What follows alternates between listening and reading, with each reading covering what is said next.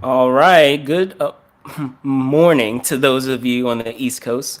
Good morning also to those of you on the West Coast. I'm your host, Brandon Troy, host and co creator of Movers and Shakers Unlimited, and I am joined by. Jerome Bourgeois, co-creator, co-founder, Movers Shakers Unlimited. How's everything, man? On good. What you been up to? Hey man, just chilling and relaxing. Still dealing with these April showers. I know we've been getting a lot of rain lately here in April. I know it So sucks. I'm hoping that we finally get some spring weather.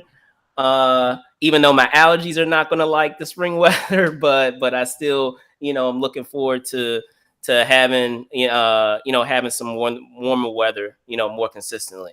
So with that being said, guys, thank you for joining us for this week in review, the show that gives you the rundown of what's happened in the past week. Typically, we do, of course, do this on Saturday, but there were, other things happening, with both of us.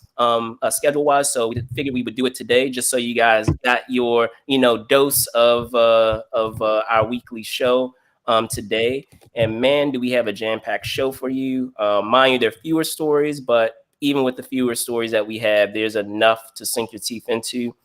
If you're not joining us live, just go over a couple of minutes. Just know that you can use that hashtag TWnRMNSU. So that's This Week in Review, Movers and Shakers Unlimited. And of course, if you enjoy a lot of the content that we do over here at Movers and Shakers Unlimited, you can also be a Patreon supporter. So we do have some cool perks in place that you guys can check out, if you want to be a Patreon supporter with us. And of course, with that being said, as always, sending a shout out to Joel Bourgeois. Thank you, Joel. Happy birthday! It's our birthday today too. Happy birthday, Oh, Joel. okay. Happy birthday. There you go. There you go. Well, So in South Korea, happy it's the next day, birthday. but yeah. But yeah, happy birthday! Thanks. Yeah, we love the support. We appreciate it. I hope you enjoy the week. Anyway, For so sure. For there's sure. Tua. All right. So let's dig right in, shall we? Getting into our first story, bring that up now. So this past week, news made the rounds that and this was a story that was done in Variety or shared via Variety, that Maya Erskine will star opposite of Donald Glover. I was about to say Daniel Glover. Donald Glover in the upcoming Mr. and Mrs. Smith series on Amazon.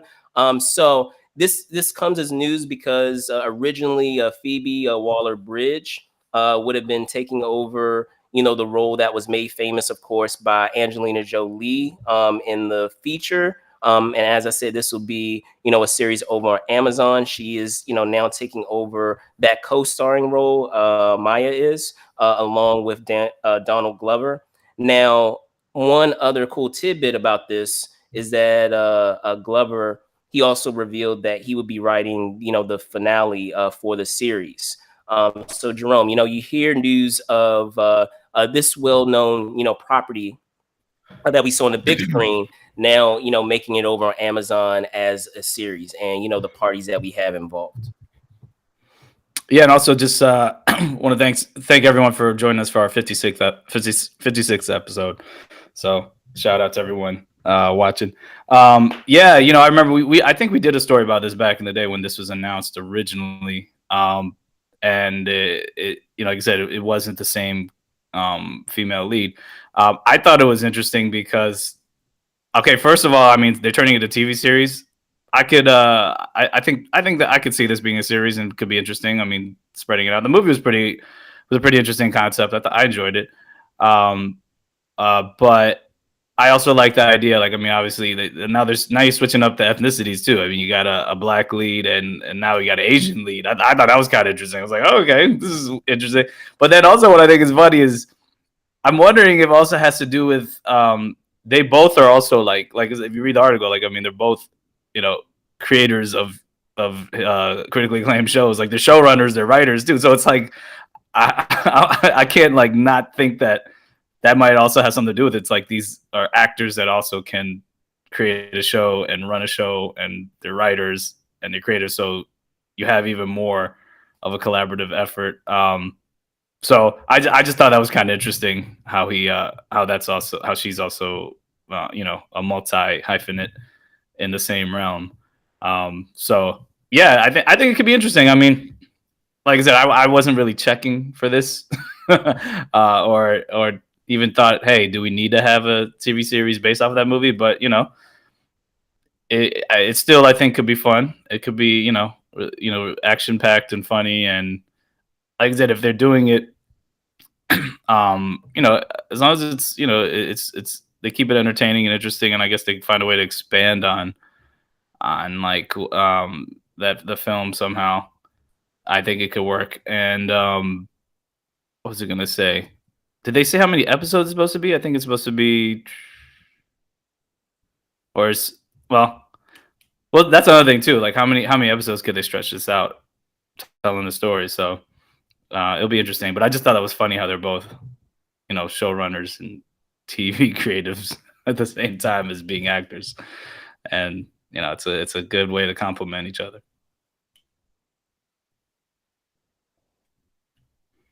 So what do you think? What do you think, Brandon?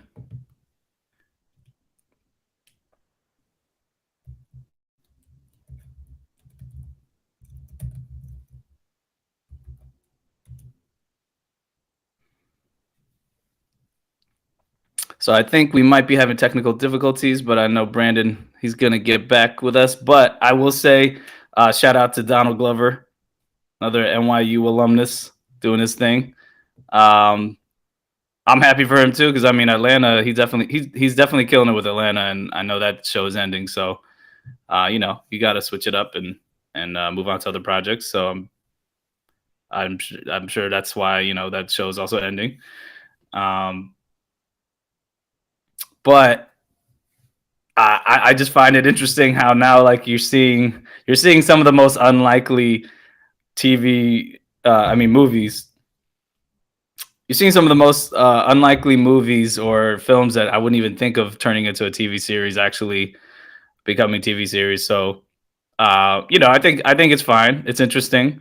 I guess if they reimagine it in a certain way and make it seem fresh and new and put a different spin on it, different take, it could definitely be something a little more unique, entertaining, refreshing. But like I said, I'm sure that this will be. I'm sure this is gonna have to be, surprise me more, because like I said, I was definitely not really going into thinking about watching this type of show. So I don't mind seeing how being pleasantly surprised to see what regarding what they do with this concept and this version of the movie. But yeah, it seems to be a common trend that keeps occurring and reoccurring throughout Hollywood. But I will say, the putting that spin on it though, with the different ethnicities, like saying having a black lead and an Asian lead, I mean, that's something I will say is also, it's just important in general, because you don't really see people reimagining some of these other properties and doing that. So I feel like that is something that at least it's a step in the right direction. Even though I'd still rather see more original works with more diverse casts and creators. But I mean, hey, why not? Like at least they're studios like Amazon Studios or Netflix or whoever it might be.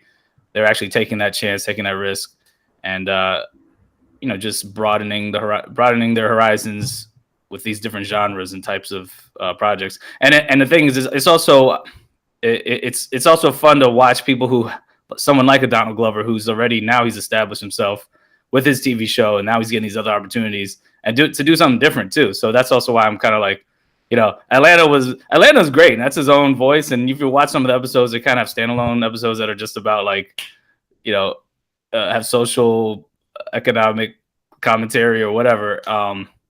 But it's also just about, like, he's from Atlanta. He has that. It's more of an authentic story, it's derived from, some of his experiences. But this is totally different. It's a spy action comedy type of project. So it'd be interesting to see what he adds to that, because this is this is sort of different for him because if you think about any other thing that he's been in where he's like it's been a big studio film, like, you know, like Solo or some of these other The Martian or whatever. Well, especially Solo, or now the other, like, that's him acting in a big property. He's not really on the creative side, even though I wonder with Lando how much he's going to be contributing on the creative side. But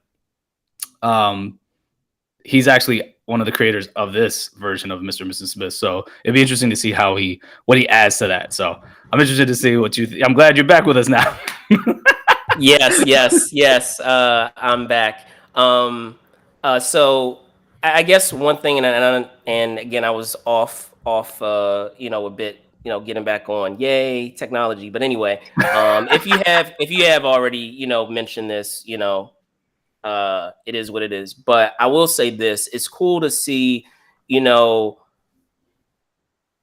them approaching this show, and not having, and approaching it in a different way. Like, we have two minorities in these roles. I'm sure you probably have already, mentioned that, but it's great to see that versus, what you might come to expect from what we got in the big screen adaptation. So there's that. And then also awesome is, with Maya, she's, accomplished in her own right, as a showrunner, and especially in the genre of comedy. So, it's a very fine line, and it's not an easy balance to strike when you're doing action and comedy. So if you have people that are capable of working and have demonstrated that they can work in that genre very well and successfully, then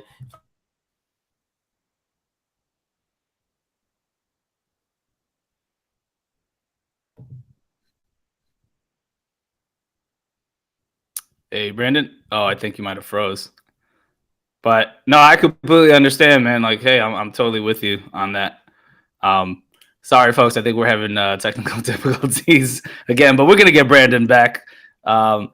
It's definitely just temporary, but yeah, this is definitely something I think we both are looking forward to watching, and I definitely I definitely agree with you on that point, and I think that it only adds more value when you have someone else who's also accomplished in their own right when it comes to TV shows or TV series, and just running a show, creating a show. I mean, it definitely helps. I just think, like, yeah, the more collaborators you have that have experience in that field, and they have, especially in that genre, if it's comedy or whatever you're trying to do, it's definitely going to help overall. But also I will say, going back to the minority thing, like, yeah, of course, yes, having two minorities in the leads, like, of this type of project, I think is very important. But also, if you want to get specific too, like, you don't really see, like, if they're both married, you're having a black lead with an Asian lead, like, you don't really see that often. So it's like, it'll be interesting how they develop that, and how what the background is there too with their backstories. Because I mean, like I said, you might see. I mean, there was it that movie One Night Stand? You had Romeo Must Die. You had even in Sorry to Bother You, but you still don't see it does. Oh yeah, also, like, a lot of Wesley Snipes films, like, he's always with, like, Asian chick or whatever. But it's like I said, it's never, like, focused. Like, it's usually like a side story or very briefly touched on.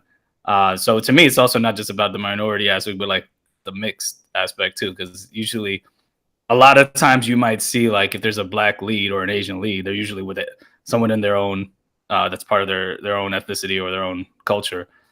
So I like when they mix it up like that. I think it's important to see that and make that more of a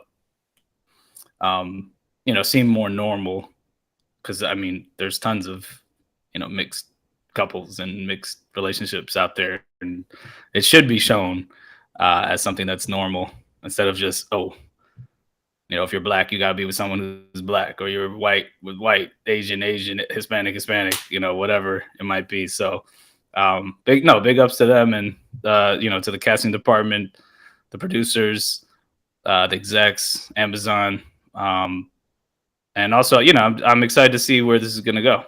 So I don't know if you got any if you want to add anything more to that. All right, cool. So moving on. I do not. No, I do not. Yeah, I don't know what's going on today, folks. But anyway, we I think will move on. The we got show that one. must go on. Exactamundo, my brother. Anyway, all right. Right, But it's right. also a good But segue. the It is a show good must go segue. on. It But is I a said good what I needed to segue. say. It is a good segue to another franchise, which is the next story, or another property that's being Yes, sort of not yes, indeed. remade, but being added to. Okay, so you can take it from there. For sure, for sure. So, moving on to our next story.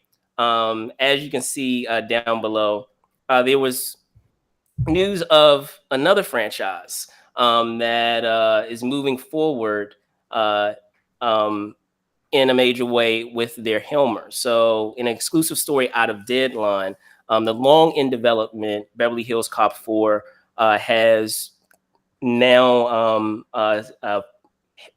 guess you could say they have selected their director. I know before initially they had a deal El Arbi and Bilal Falah, and I apologize if I butcher your name, but they were originally in the place of the Helmers of the upcoming installment in this franchise. However, it's been revealed, as I said, an exclusive out of Deadline that filmmaker Mark Malloy is now been selected to direct the upcoming installment. Now, Eddie Murphy is expected to reprise his role as Axel Foley, of course, and Jerry Bruckheimer will be back to produce. Who unless you're living under a rock, you are. I'm sure many of you guys are well familiar with Bruckheimer as a producer. So, Jerome, what are your thoughts of this new installment and the news of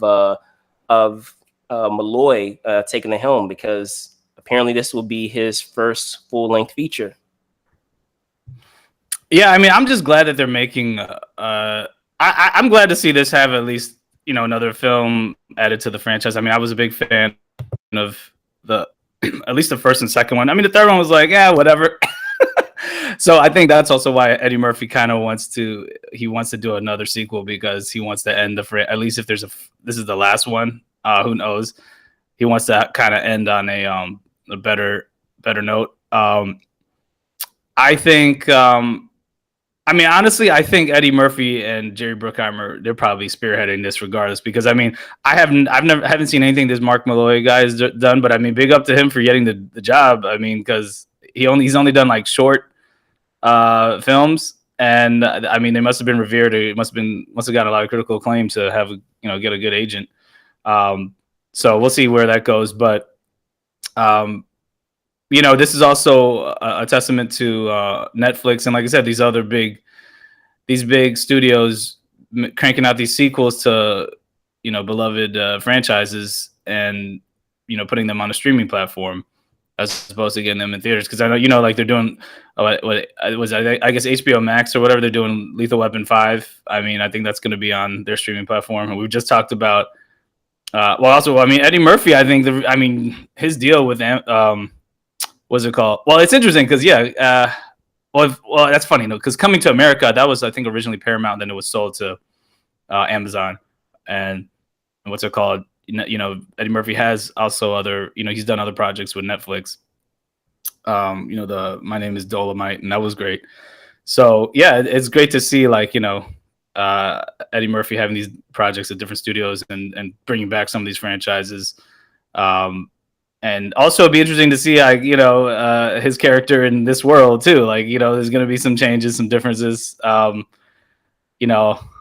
wondering where the story's going to go, but Eddie Murphy, he's funny. I think they could think of something interesting. And also a side note, like we were talking about off record, those directors who were going to originally do it, who did Bad Boys for Life, and was it the Miss Marvel show? Now they're doing Batgirl. I thought it was funny how they were originally hired to do this, but that makes sense because they were able to take an older franchise like Bad Boys, bring it back, do a newer sequel, action comedy. So they would be perfect for this too. But sometimes people, I guess they want to switch it up, or they want to do the same type of project. But yeah, I mean, You know, like I said, I remember they've been trying to get this sequel off the ground for a while. I think I know Brett Ratner once was supposed to be directing it, then that went away, obviously, well, for other issues, other reasons, I'm sure. But this seemed to always be in limbo, and like now they're doing it. So no, I'm fine with it. Like I said, I wasn't really. I don't think it's the most necessary sequel ever to be that needs to be made, but I could see why they would do it because, like I said, if Eddie Murphy wants to have like at least end this franchise with like a really strong sequel, then I get it. Go ahead, and it could be interesting. Now, do I think it's going to be better than the first or the second one? Probably not. because that first movie made his career. I mean, honestly, that's what was so great about Eddie Murphy. What I love about it is obviously he was, he killed it at Saturday Night Live, and then he started getting these movie roles pretty young. But like, really, it was this franchise that really brought him, took him to that next level, and the masses really, really knew him. And he's also like I always said before, like Eddie Murphy is one of those few comedic actors he's a great stand-up comedian, but he's also great in movies. Like he's also a good actor. And he could be fun. He could play so many different roles. Not every comedian. I mean, I've had this discussion with you before, and like I know you might disagree with some people that comedians I'm talking about, but not every comedian is also a good actor or can be funny in movies. And he's, I think, one of the few that can. So, to me, that says a lot too. It's like, all right, you're funny, but you're also really funny in movies, and he could play different characters. So I'm looking forward to seeing this, and yeah, I mean, it just got. I just hope they write it. They get some good screenwriters, and they make they just make it a well written film, and it's not just some crazy BS. But it would also be funny to see what characters they bring back too. So we'll see how this turns out. Indeed. I mean, there are a couple of takeaways to take from this. The franchise historically has been, a major release of Paramount. So there's that. That part of it is kind of strange for me because I'm like, okay, Paramount has a streaming service. So I'm like, okay, yeah, it's great that we're getting another installment, but just to kind of keep things, consistent, how come, Paramount Plus, didn't, pick it up and have it, shown on their platform? I mean, gosh, we've had other films that have been shown in that platform. I'm brain farting on the Mark Wahlberg one. Infinite. Yes, thank you. Yeah, but that was already but that was a last minute move they made because of the pandemic. Like, it couldn't be shown in theaters. It was, but I think it has to do with the budget. It must be the budget. I bet you it's the budget, because why are they gonna? They need to make. Why are you gonna jump ship? From the studio that you already established that relationship with for your franchise. And then the reason why I also say that is because just as you would have brand recognition just with the IP in and of itself, there's brand recognition when you pair it with certain studios. Like, and case in point, I'll give you an example. Whenever I look at New Line Cinema, for example, I think of Mortal Kombat weirdly. Like that was is one of the things I think of when I Blade, or I think of Blade, or I think of I want to say Final Destination was New Nightmare on Elm Street. Nightmare on Elm Street. That was like their first big movie. We're talking about Star Wars, right? We were thinking of 20th Century Fox. If I'm thinking of X-Men, I'm thinking of 20th Century Fox. If you're thinking of like Batman, I'm thinking of Warner Brothers. So, again, case in point, a lot of times when you're thinking of these IPs, it goes hand in hand with a lot of the studios that help to work on these like behemoths, on these major franchises. So I would say that's the first thing. I do agree with you that I am looking forward to see what they're going to do with the story. I like the first Beverly Hills Cop. I love the second one. Second one is my favorite one out of the whole franchise. And three, they're kind of tied. Three is it was a money grab or whatever. They just put it together. But considering, I guess what I'm saying is I'm interested to see what the set piece or what the major story or plot element is going to be that's going to require a need for another story of Beverly Hills Cop. I'm excited to have it back. I just hope that it's one that's worth it of providing us a reason why we have Axel Foley back. And then on top of that too, like you were saying, is that I'm looking forward to see if we have any of the other supporting characters return. So like I want to say Judge Reginald. Be cool to see him come back. And it would be cool. I mean, unfortunately, we've have some folks that have been a part of the franchise that are no longer with us. But it would be cool to see some characters, some of the actors that have played some of those supporting memorable characters make a return. So yeah. And one other part of this, I know you were talking about the filmmaker Mark Malloy. I do understand that he's really made a name for himself with his visual eye, because apparently before he hopped into and doing some research on him, before he hopped into specifically focusing on directing, that he was in graphic design. So having that reputation of having a good visual eye or having visual flair, that makes me picture that we're going to have a cool take on perhaps like the action sequences and those elements. But even if we have some good visual elements or some good visuals, that still brings in the question, okay, what are you going to be able to bring to the table with the comedy and those other elements? So we do have many of the same alums, so to speak, from the franchise overall that are making a return. Obviously, we need Eddie back. We have Eddie back, and then we also have Bruckheimer. So we do have parties in play that have been there from the beginning. So it'll be interesting to see what comes of this collaboration. With, as I said, Malloy being his first feature, and then having this franchise come back, because I mean, we talked about it before, of franchises being away for a while and then coming back and seeing how it really reads, or how people respond to it. So I'm looking forward to it, and hoping for the best, but we'll see. We will see.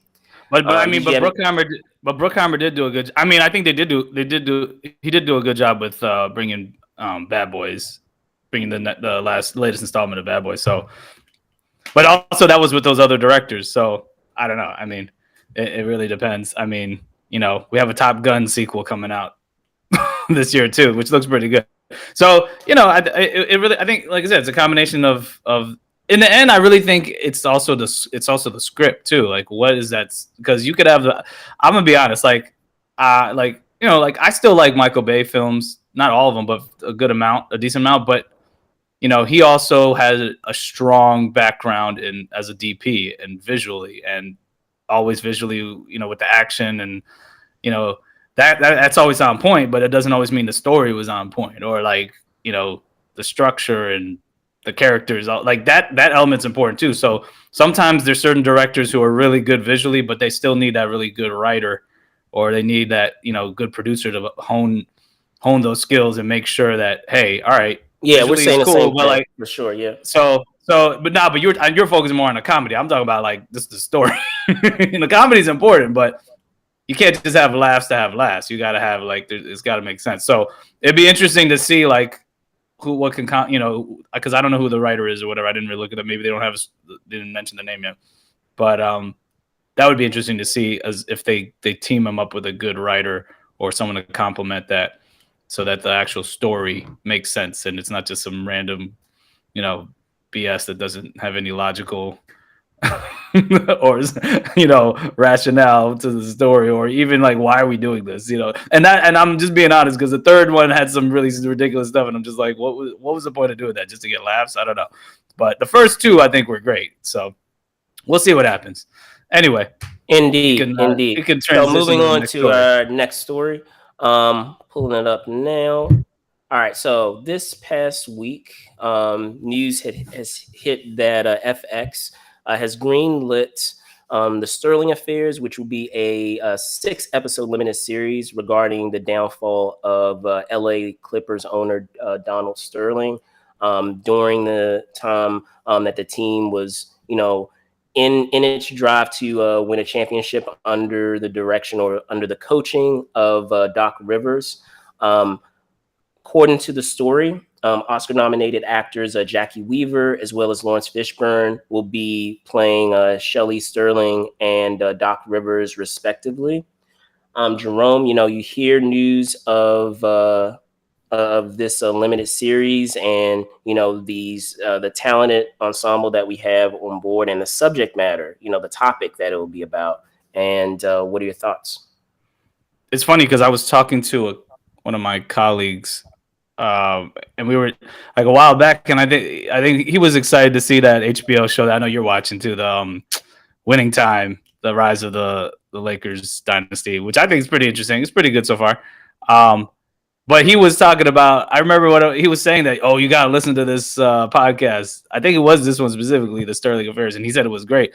I haven't listened to it yet, but I'm like, this is so funny that now, like, oh, boom, you got a series, another series based off of a podcast. And I remember, and like I said, I'm not as well versed in like the NBA, history and everything as you are, as in sports in general. But I do remember what this controversy happening, at least that point with the whole racist audio tape, his mistress or whatever recording him, and then all that leaking, and that was a big story. And obviously things change, some things changed or whatever, but it's interesting to see, like, they did a podcast on it, and then now they're turning into a TV series, and it just shows this trend is continuing to be a way to develop new material. Because I just finished watching The Dropout, which is based off of the Theranos CEO Elizabeth Holmes, and I'm like, that was based off of a podcast. And I think even the We Crashed one about the WeWork founder was also based off of a podcast. So I'm just like, man, if you don't have a script that's done for a movie or a TV series, like, just, if you have a really well done podcast, boom, you can get a TV series deal based off of it. So I think that's like I said, one really interesting and a good opportunity for up and coming filmmakers who maybe, like, if you don't have the budget to like do the film version yet, you can do a podcast version and have maybe the scripts done and then pitch it that way, get enough people to listen to it if they like the story.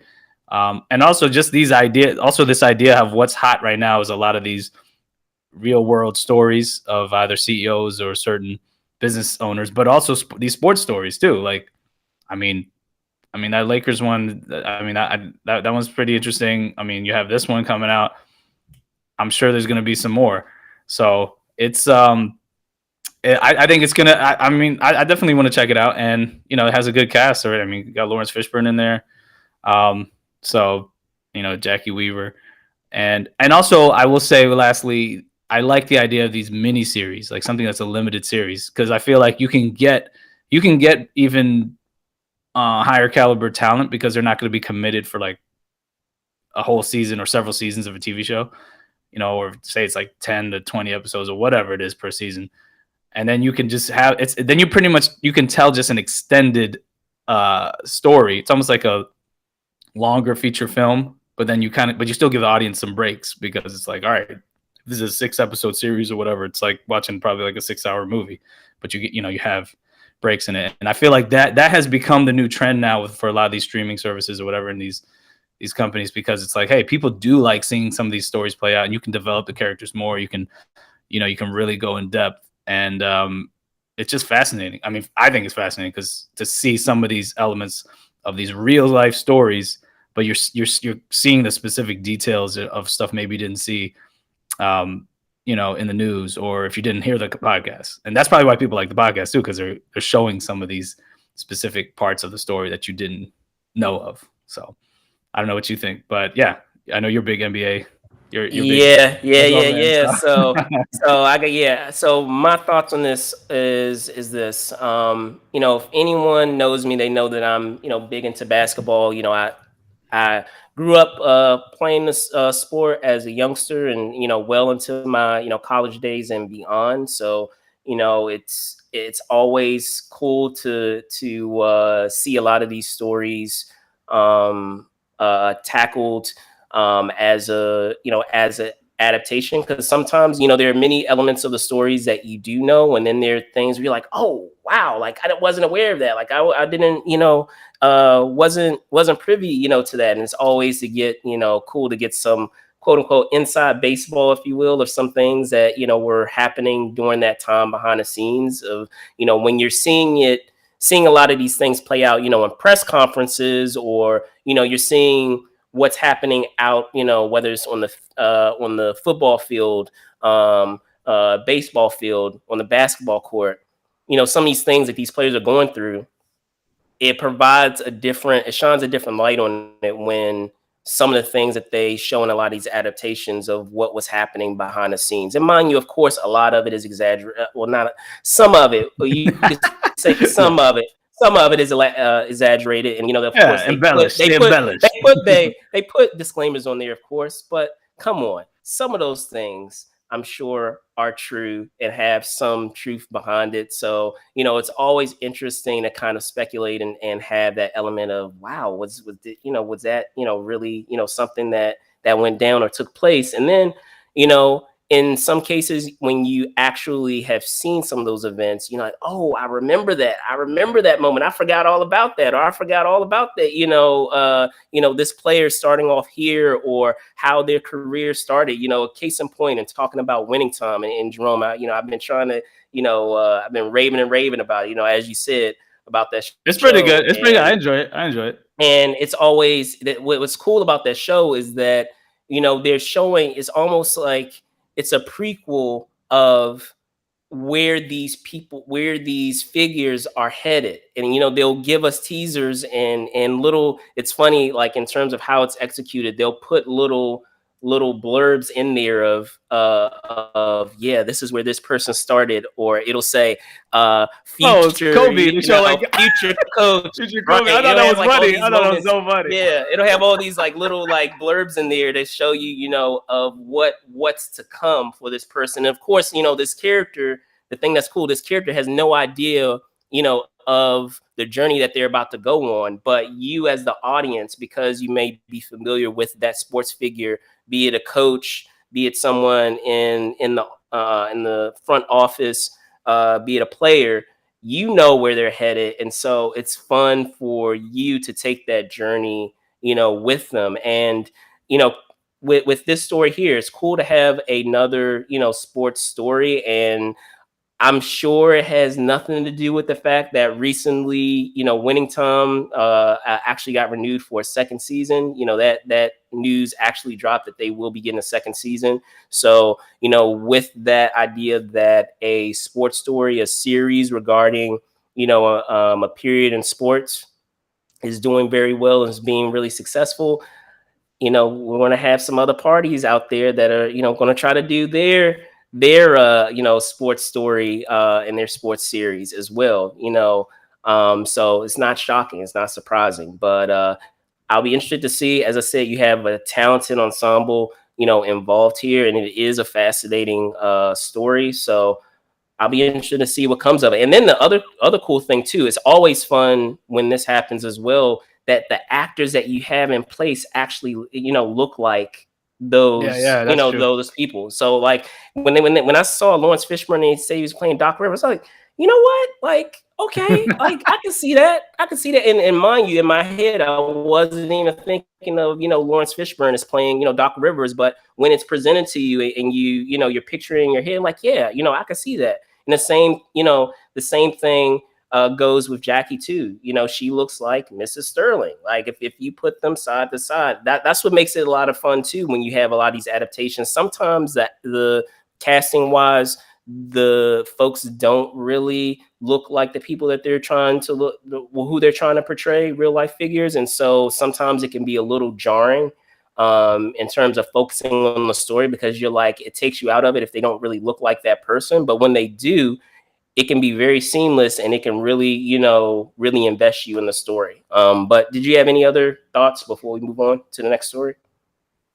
Yeah, I mean, no, but also I would just say like, yeah, like I mean, obviously, the winning time there must be more. There's obviously more story to tell for that show because that's more of like, I mean, have another season. Like this is more of like a limited series. So I kind of put this in the realm almost of like those the American Crime Story limited series because they're doing like different stories every season, or they're just limited. So, but yeah, I think it probably is a new trend that's going to keep happening based on the success of these other ones. I will say, lastly, though, I think also what's interesting, and I don't know, I don't know all the details of who's involved, but I really doubt that the the Sterling family is involved in this because like it's their, but I know that Magic Johnson made a comment saying about the winning time, like that he's like the LA Lakers should really be involved in telling that story. But this is the thing you got to understand. It's like when you have someone on the outside telling the story, or maybe, I mean, I know they had consultants for that other show because if you watch the HBO after, was it after the show or whatever, they had that, I mean, they had consultants on there. But I feel like if you're in the world of that and you're trying to tell your own story, you might shy away of some of the controversial stuff. Let's just be real. So I don't have a problem if someone on the outside, or you have other producers who are doing the story. I mean, they should do their consulting and try to get as much of the story as possible. But you kind of you could be a little more neutral or more, multi-layered and try to tell it from different sides, or not be exactly catering to just one version of the story. I mean, sometimes that's not the end of the world because it's like, yeah, you do want to. Sometimes you might want to show a different perspective if there's only been one perspective you've seen. But I do kind of like the aspect of people, as long as they're doing their homework and they're consulting people still in that field, in that industry, and is I do like, not shying away from certain things because certain aspects of a story, even if it might be controversial or for whatever reason, because not everybody.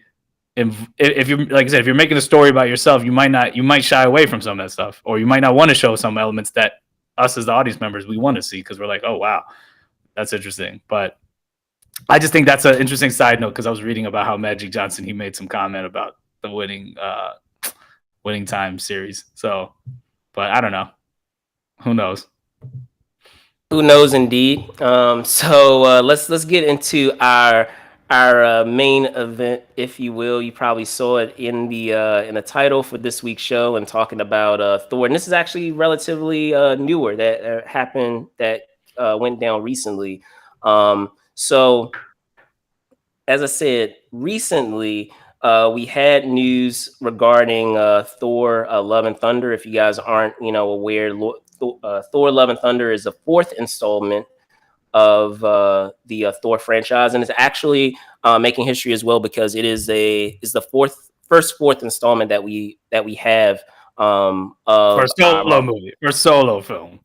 So because Avengers Endgame was a team up, but yeah, for solo films. So corrected. So yeah, that's what I mean for the solo characters. So the individual Marvel characters. But be that as it may, we actually had some photos drop of some of the characters from Thor: Love and Thunder, and as you can see up here, we have our first look at Thor: The God Butcher. And if you guys aren't aware, Thor: The God Butcher is our villain in Thor: Love and Thunder. And let me do this as well. So I apologize first and foremost. Let me do this because I promised that I would put this up there. It's kind of too late at this point, but I'll put it up here.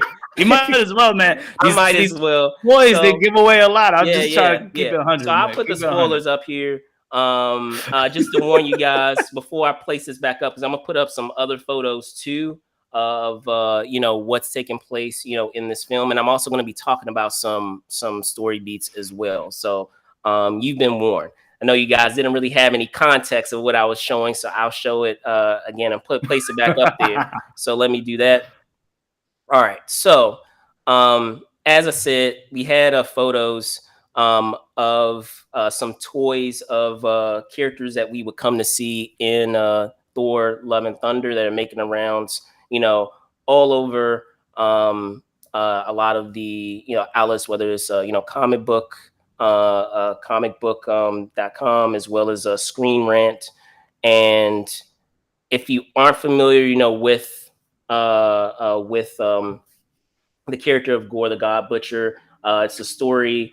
He's a character that was a co-creator by Jason Aaron, and actually, Jerome, we actually had an opportunity to speak to Jason Aaron a couple of years ago at All Star Comic Con here in the Yeah, I DC remember. metropolitan area. So shout out to Jason. What's up, man? I know it's been a minute. It's a pleasure to speak with you. But be that as it may, as I said, he co-created this character, and this is a fascinating villain in that he starts off as a character, and again, going into some spoilers of how it plays out, in the comics. And mind you, I'm not going to go bit by bit. I'll try to give the Spark Notes version. Is that he comes from this race of beings where they believe in the gods, and they're very religious, and he has a lot of like unfortunate things happen to him and his family, and he loses faith in the gods. And there's an instance where he witnesses two gods that are in battle with one another, and after the skirmish ends, he's able to take one of the weapons from these gods, which turns out to be the first symbiote. So that part of it is interesting. So it'll be interesting to see how they pull that off in the MCU, because at this point, like, we haven't really had the symbiote. I mean, it's interesting for a couple of reasons. Maybe So they'll buy Sony. yeah. It's interesting. I'll bring you up. It's interesting for a couple of reasons in that we have and we haven't had the symbiote. So we have had it in a weird way, because it has been revealed by director Taika Waititi that he was inspired by Gore the God Butcher and how he executed Hela. So like all those abilities of her just being able to have weapons appear out of nowhere, it was inspired by Gore the God Butcher. So if we've already seen instances of how that type of ability works, it'll be interesting to see how they execute it in this film to make it different. And it'll be interesting to see if they identify it as the symbiote, because one of those characters that he witnesses, that Gore witnesses in that skirmish, is Null. And if for comic book readers out there, that Null is the symbiote god. So I don't know if they're going to bring all of those crazy elements in. One thing that I will say is, with what we're seeing here, and I'll put the picture up as a solo real quick, is it's interesting to see what they're doing, with the character. And if you guys aren't aware, which is why there's a resemblance here, actor Christian Bale will be playing the role of Gore the God Butcher. So in looking at the toy here and looking at the character that we have here to the right, there's clearly some differences here, and what we're seeing from the toy looks far more humanoid than how the character was originally imagined. And if we notice here, if we're looking at the photo here of the sword, it looks like it could be a symbiote. It is black and it looks like it could be a symbiote, but how are they going to execute that? And if it's a separate sword, or I should say, if it's just a sword, well, at least based on how they're showing with this toy, it makes it seem like it's something that's just a regular sword. And I'm hoping that it's just executed that way in the toy, because they're just trying to illustrate how the sword would look versus how it's used in the film, or how it's shown in the film. Because if we're picturing the symbiote as it actually functions, it just is a part of someone's body, and they can actually form it with their thought.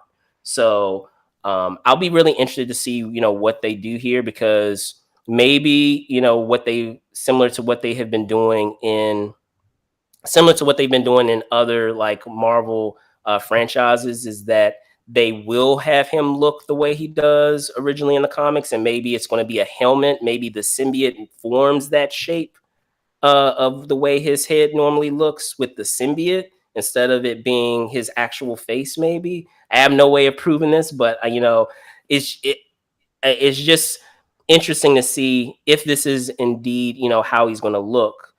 That they didn't go Or he with. could change later. Or maybe he might change to the other look later in the film. I mean, that might Yeah, be another. yeah. Yeah, Maybe the symbiote Haven't you been? involves I've him. been noticing that. Yeah, I've been noticing that with some of these characters. Remember, like even like with like with Scarlet Witch, they finally like in the series, they're like, now you're the Scarlet Witch, and you know what I'm saying? Like I feel like that gives him more story to be like, hey, all right, you're not looking he exactly like the evolves to character, that. He but evolves to that. eventually you get to why are we wearing this outfit or whatever. Like Hawkeye didn't. I mean, she didn't. She was talking about making the using the mask or whatever.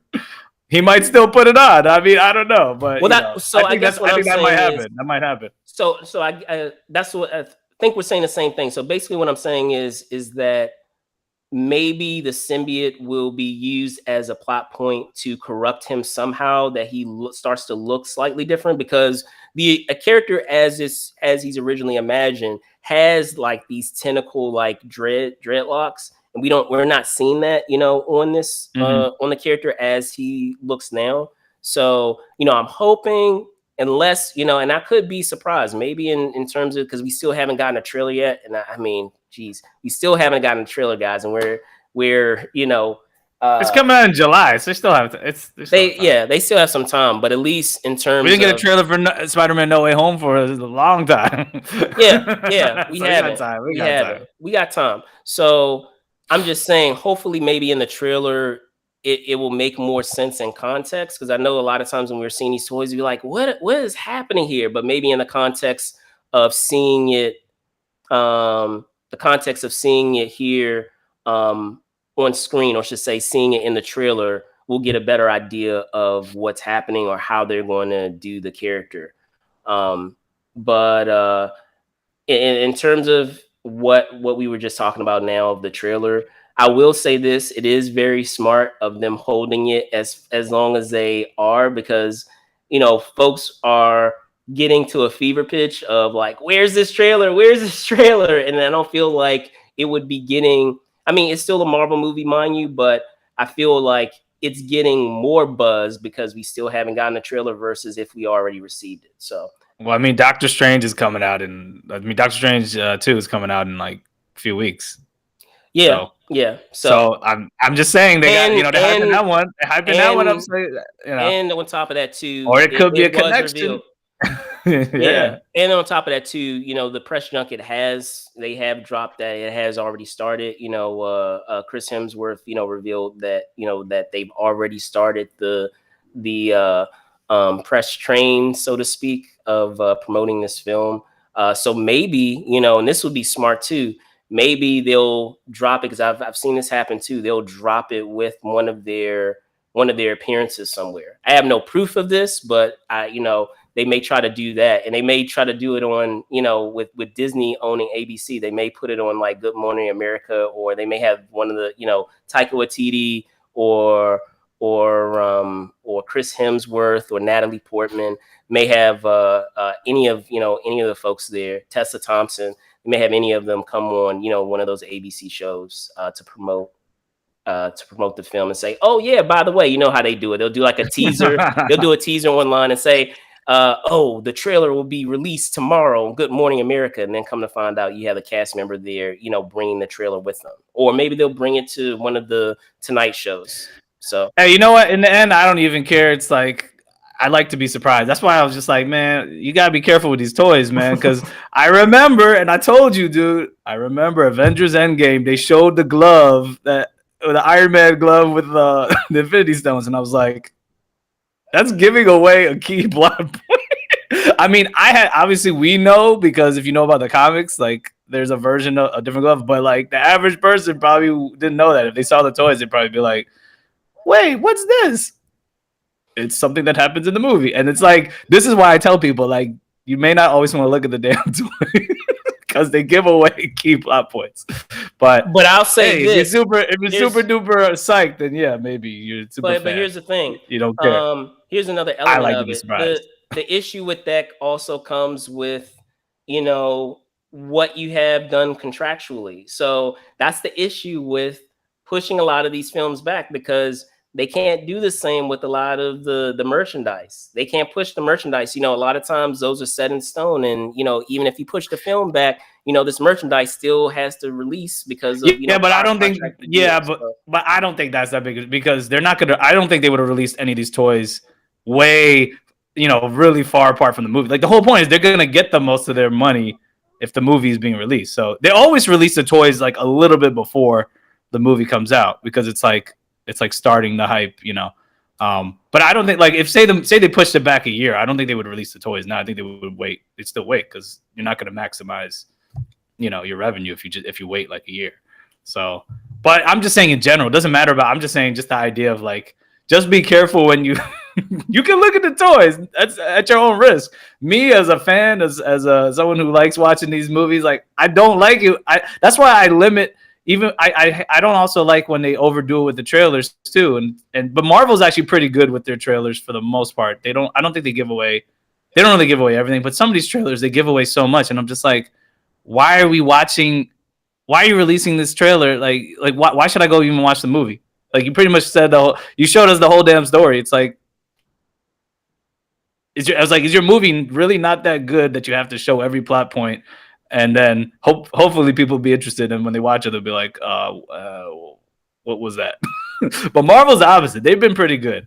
So I give them credit. Like that Doctor Strange trailer, you're just like, oh, okay, they're showing them some tidbits, but you're like, you still don't have an idea of exactly what's going to happen, but you have a sense. but I will tell you this: probably what they will do. And I did have a picture of like what they had with some of the other characters, but I'll hold off on that. Is that I'm picturing, at least in the trailer, again, have no proof of this, but uh, we'll probably end up seeing some scene of Natalie Portman as the Mighty Thor, like her that transformation of her origin of becoming Mighty Thor. Um, and we may get some illusion of or some indication of what they're specifically going to be doing with Gore's connection to the symbiote. So that way, I feel like they'll do at least those two things just to kind of make it clear to everybody, even if they're not going to, drop all their cards of Thor's changes, because apparently we're going to have a Ravager Thor, and then we're going to have a new armor that he does get later on in the story. Based on those toys, look at those toys. But the toys showing off. Yeah, but the Ravager Thor thing, and if you've been keeping up with the MCU, connects to how Endgame ended, of him joining with the Guardians. So I'm picturing that is going to be his appearance. But also look kind of like Thunderstrike. I mean, I guess he that's does. coming. I mean, he does. Yeah, I feel like Thunderstrike. Yeah, I feel like he's going to be in Thunderstrike. Like, yeah. So I feel like they've borrowed that's going to be the that version look. of Thunderstrike. Well, I'm saying I feel like they borrowed that look of Thunderstrike, but the reason that they borrowed that look is because he looks like, and using that attire, he looks like a Ravager. He looks like one of those one of the folks that are a part of some of those groups that the Guardians interact with.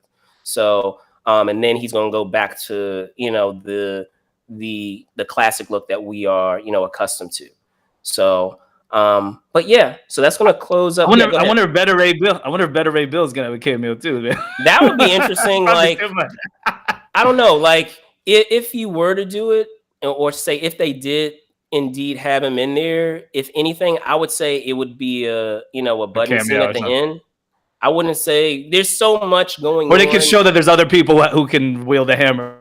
I mean, that's what it seems like. I mean, it is. I can see it maybe because I'm saying at least at the end, because you already have so many things going on. I mean, we have Gore the God Butcher, which, a villain that a lot of people are not familiar with. And, it would be cool to actually fully flesh out his story, because he is an interesting villain.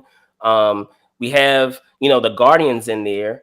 We have Yep. We have Tessa Thompson, with Valkyrie in there, and she's supposed to be taking over as ruler of Asgard.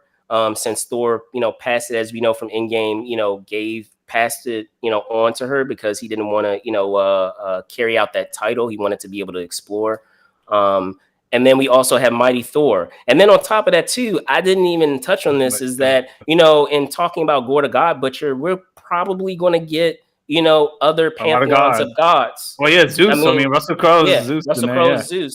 But I'm saying we may get even Yeah, other, yeah. pantheon of gods. So there's already so much in. But I'm saying, like, Thor. the only reason why I'm not, I mean, who knows? But I'm just wondering because, like I said, they're obviously part of the story that Jane Foster is going to get the hammer. The idea of showing that there could be other beings who have, just as powerful wielding a hammer. That's what I'm saying. Maybe they might have a cameo. Agreed. They could, or maybe later. But maybe at the end. But I'm just saying, like, I could see that because being part of the story. If it as a Here's surprise a thought. And remember, his statue was in the last one. Remember, he was honored in Ragnarok.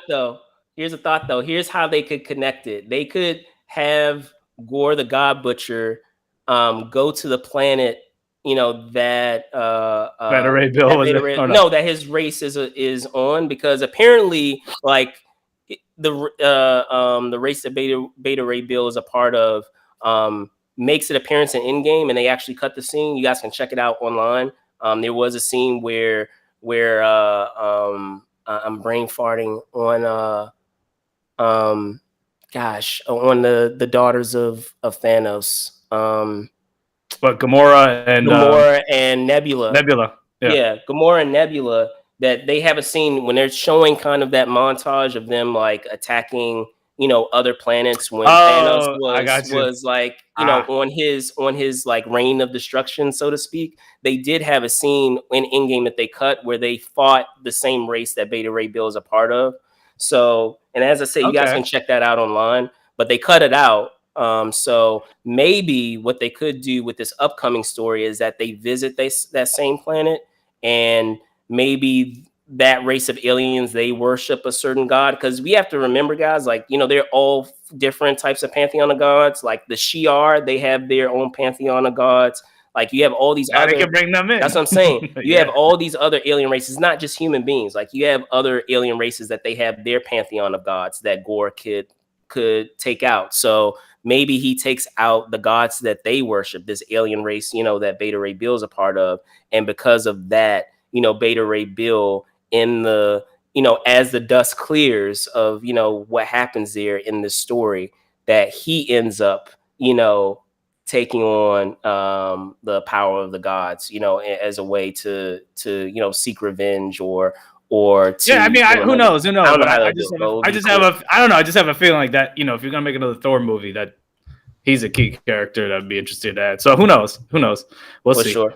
But all right, so that's going to wrap up this week's episode of This Week in Review. Thank you guys so much for watching. I'll pass it over to you, Jerome. Can you tell folks where they can find you? And put you on definitely.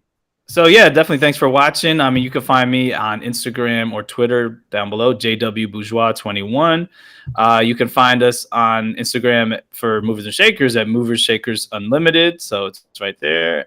Movers Shakers Unlimited, on Twitter or Facebook at Move and Shake UNLTD. That's Move and Shake UNLTD. If you want to support us on Patreon, go to patreon.com/Movers Shakers Unlimited. I know Brandon had it up earlier.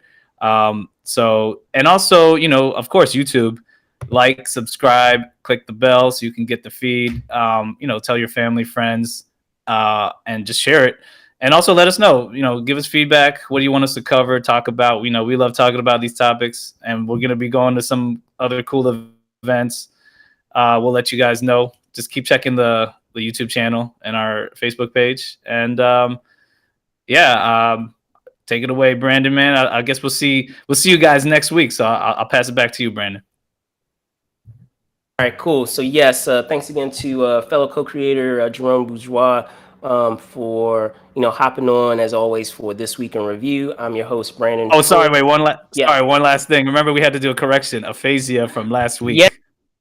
That's a diagnosis, a symptom. It's not actually a disease. So we made a mistake when we said it was a disease. So we apologize. We like to give you that accurate information. So There you go.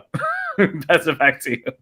Yeah, for sure. And I'll make a correction too. I know I said comicbook.com. I meant to say comicbookmovie.com. So there you go. Comicbookmovie.com as one of the places in which they were sharing some of that info about what we were talking about with Thor, Love, and Thunder. But as I said, I'm Brandon Choi, host and co-creator of Movers and Shakers Unlimited. You can find me on Twitter at Brandon Choi ENT, which you see down below. Also on Instagram at Brandon Choi _ENT. And as Jerome was saying, we do have some. It's crazy to think we're already a third into the year already of 2012, but there's still a whole lot to cover. But 2022. You're in wow. the past 10 years, I'm brother. 10 years in the past. It's some.